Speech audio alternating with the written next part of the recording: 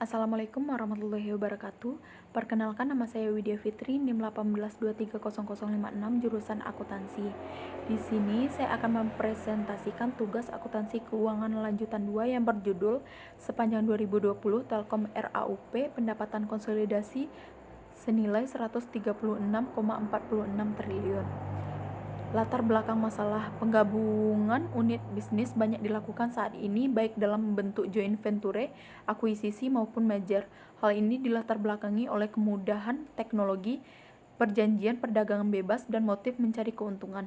Aktivitas penggabungan bisnis tersebut tidak hanya berdampak pada kegiatan produksi atau pemasarannya saja, melainkan semua aspek termasuk aspek keuangan.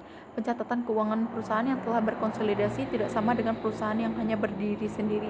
Pencatatan keuangan perusahaan yang telah berkonsolidasi menjadi lebih rumit dibandingkan dengan perusahaan yang berdiri sendiri. Pada dasarnya, laporan konsolidasi adalah laporan asumsi yang memandang makna ekonomi suatu entitas. Rumusan masalah yang pertama, apakah yang menyebabkan laba konsolidasi PT Telkom Indonesia meningkat? Yang kedua, apakah upaya pemerintah dalam peningkatan jaringan telekomunikasi saat pandemi COVID-19? Yang ketiga, mampukah digital PT Telkom menjadi motor penggerak penanganan COVID-19 dan pemulihan ekonomi nasional? Tujuan penulisan yang pertama, mengetahui apa saja yang menyebabkan laba konsolidasi PT Telkom Indonesia meningkat. Yang kedua, mengetahui apa saja upaya pemerintah dalam peningkatan jaringan telekomunikasi saat pandemi COVID-19. Yang ketiga, mengetahui mampukah digital PT Telkom menjadi motor penggerak penanganan COVID-19 dan pemulihan ekonomi nasional.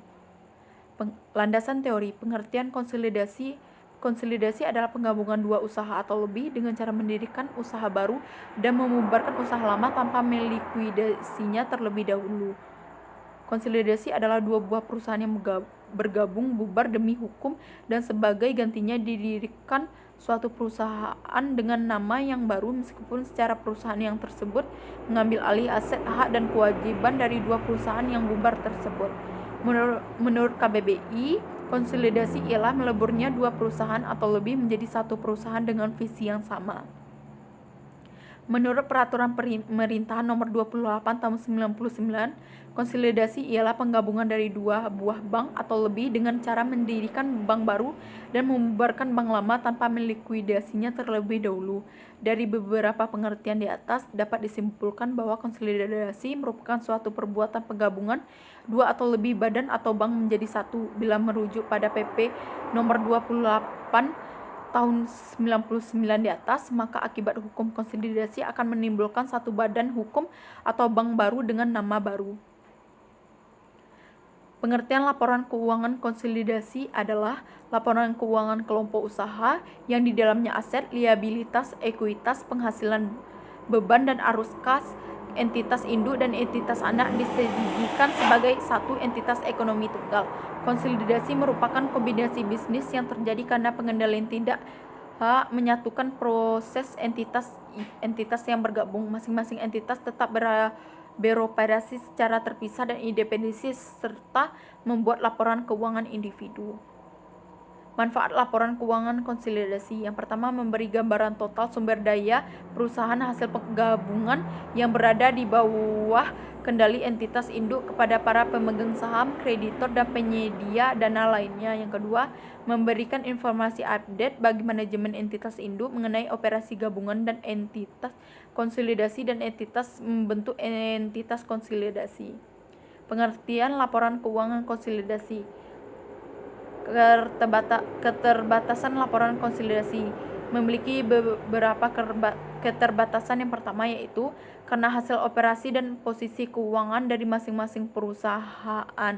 Yang kedua, tidak semua saldo laba konsolidasi tersedia untuk dividen induk perusahaan.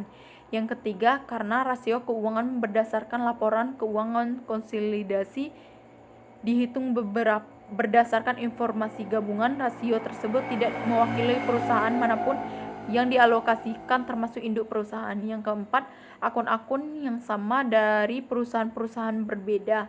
Yang kelima, informasi tambahan tentang masing-masing perusahaan atau kelompok perusahaan. Konsep dan standar laporan keuangan konsolidasi. Yang pertama yaitu pandangan tradisional mengenai pengendalian kondisi umum. Yang kedua, pengendalian tidak langsung. Yang ketiga, kemampuan untuk memiliki pengendalian.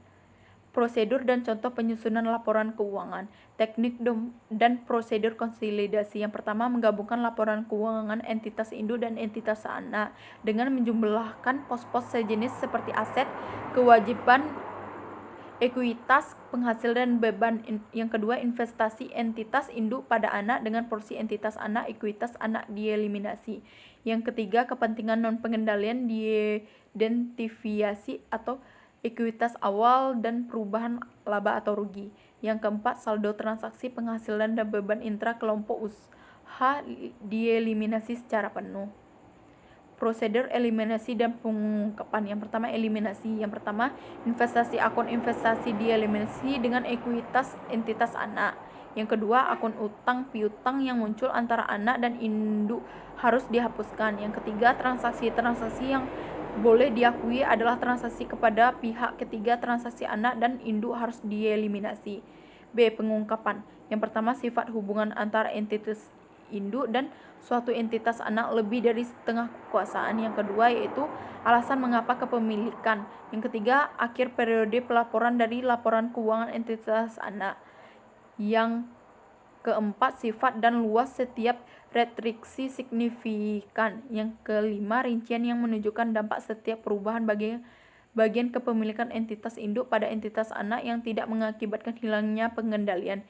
Yang keenam, pengendalian hilang, maka entitas induk mengungkapkan keuntungan atau kerugian jika ada yang diakui. Dalam penyusunan laporan keuangan konsolidasi, cara induk perusahaan dan anak perusahaan dapat digunakan 3 metode, yaitu konsolidasi dengan metode ekuitas. Yang kedua, konsolidasi dengan metode ekuitas tidak lengkap. Yang ketiga yaitu konsolidasi dengan metode biaya. Pembahasan. Profil perusahaan. PT Telkom Indonesia didirikan pada tanggal 6 Juli 1965 dengan nama perusahaan Negara Telekomunikasi 1965 sampai 1974, dan pada tahun 1974 sampai 1991 disebut dengan nama Perusahaan Umum Telekomunikasi atau Perumtel, dan pada tahun 1991 sampai 2021 disebut dengan nama PT Telekomunikasi Indonesia. Kantor pusatnya terletak di Bandung, Indonesia. PT Indonesia Persero adalah badan usaha milik negara yang bergerak di bidang jasa layanan teknologi informasi dan komunikasi dan jaringan telekomunikasi di Indonesia. Pemegang saham mayoritas Telkom adalah Pemerintahan Republik Indonesia sebesar 52,9%, sedangkan 47,91% sisanya dikuasai oleh publik. Saham Telkom diperdagangkan di Bursa Efek Indonesia dengan kode TLKM dan New York Stock Exchange dengan kode TLK. Telkom Indonesia dalam upaya informasi menjadi Digital Telecommunication Company. Telkom Group mengimplementasikan strategi bisnis dan operasional perusahaan yang berorientasi kepada pelanggan. Transformasi tersebut akan membuat organisasi Telkom Group menjadi lebih ramping dan lincah dalam beradaptasi dengan perubahan industri telekomunikasi yang berlangsung sangat cepat. Telkom mulai saat ini membagi bisnis menjadi 3 digital. Yang pertama yaitu digital connectivity, yang kedua yaitu digital platform, yang ketiga yaitu digital services. Permasalahan. Tahun 2020 merupakan tahun yang sangat menantang dan penuh dinamika bagi Indonesia, di mana pandemi COVID-19 melanda hampir seluruh Indonesia hingga saat ini. Sama halnya dengan sektor bisnis lain, industri telekomunikasi 16 merasakan dampak yang cukup besar dengan adanya pandemi. Menurutnya, pandemi telah mempercepat transformasi digital menjadi beberapa tahun lebih cepat, dan hal menjadi ruang akselerasi bagi Telkom. Sejalan dengan langkah perseroan untuk bertransformasi menjadi perusahaan telekomunikasi digital, Telkom secara aktif terus mendukung upaya pemerintahan dalam penanganan COVID-19 dan pemulihan ekonomi nasional melalui dukungan konektivitas platform dan aplikasi digital, selain juga bantuan sosial.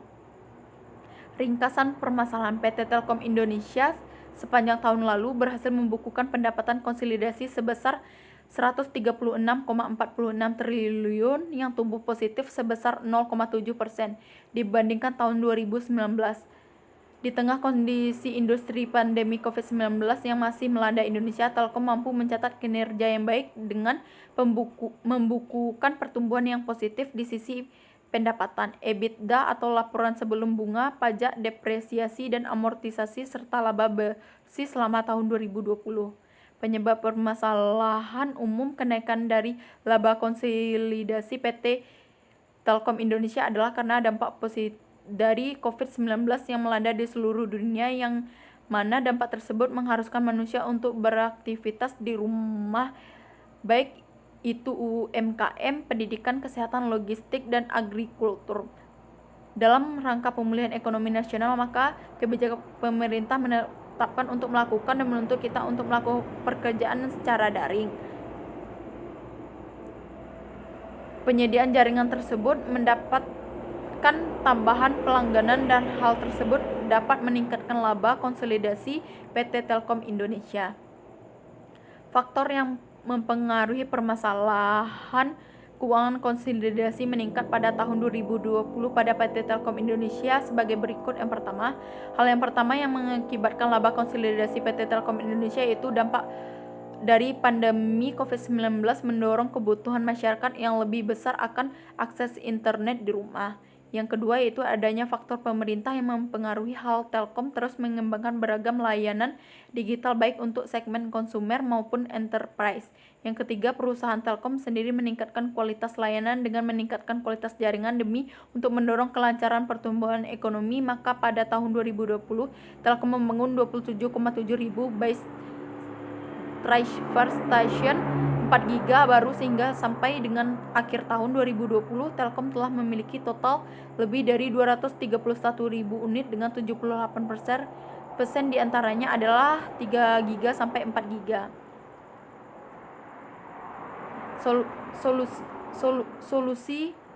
Solusi terhadap permasalahan berkomitmen untuk terus hadir memberikan kemudahan kepada masyarakat yang dikarenakan pandemi harus melaksanakan beragam aktivitasnya secara digital dari rumah, termasuk untuk bekerja dan belajar. Dan menurut kelompok kami, adapun solusinya yaitu tetap menggunakan jaringan telekomunikasi secara baik dengan menormalkan kegiatan dari rumah dan tetap melakukan kegiatan secara daring seperti usaha yang bisa menggunakan e-commerce dan melaksanakan pendidikan secara daring demi mengurangi dampak penyebaran COVID di Indonesia. Kesimpulan dari PT Telkom Indonesia mengungkapkan terima kasih atas kepercayaan masyarakat terhadap berbagai layanan Telkom Group. Kami akan terus berupaya menghadirkan solusi digital terbaik untuk membantu masyarakat dalam menghadapi pandemi maupun memulihkan perekonomian nasional sejalan dengan komitmen kami untuk menjadi penggerak digitalisasi Indonesia. Saran yang dapat disampaikan adalah PT Telkom Indonesia tetap memberikan yang terbaik terhadap pelanggan pengguna jaringan telekomunikasi yang disediakan sehingga kegiatan yang dilakukan oleh masyarakat banyak dapat bekerja dengan lancar tanpa hambatan kendala jaringan sehingga dapat meningkatkan roda ekonomi nasional. Terima kasih. Pertanyaan dari Rana Desi Putri, bandingkan dan bedakan berbagai bentuk penyajian laporan keuangan konsolidasi secara internasional sehingga mengacu pada penggunaan metode penuh, proporsional, dan ekuitas konsolidasi. Jawabannya yaitu perbedaan pada penggunaan metode penuh, proporsional, dan ekuitas konsolidasi adalah di mana alternatif untuk konsolidasi penuh dengan menggunakan konsolidasi proporsional di mana hanya kepemilikan saham dengan aktiva dan kewajiban konsolidasi dengan proporsional ini biasanya dianggap sesuai untuk perusahaan gabungan. Hanya inilah presentasi dari saya. Wassalamualaikum warahmatullahi wabarakatuh.